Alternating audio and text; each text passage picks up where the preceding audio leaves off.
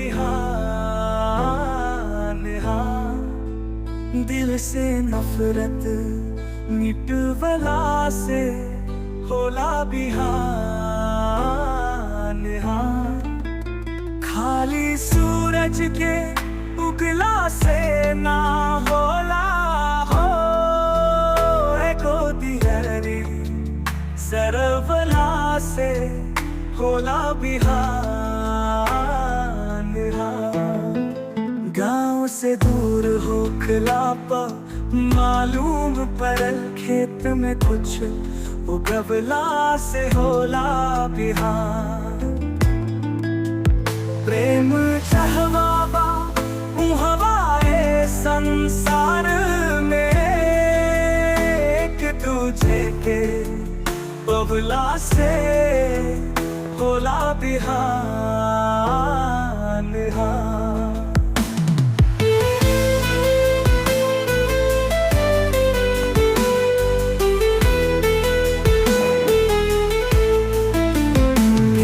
जहवाबा हवा इस संसार में एक दूजे के पावला से होला बिहान।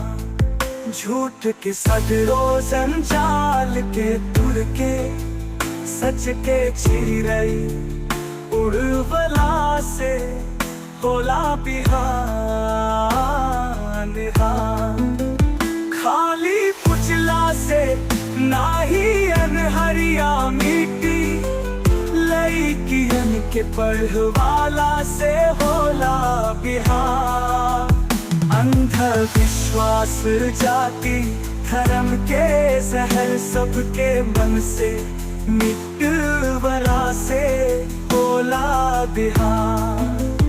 देखो सूरज डूबा के उगावे खातिर छठ के दौरा उठवला से होला बिहान।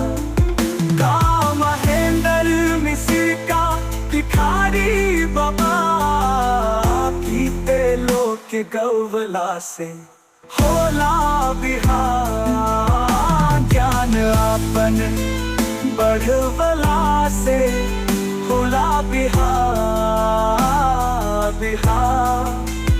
दिल से नफरत मिटवला से होला बिहान।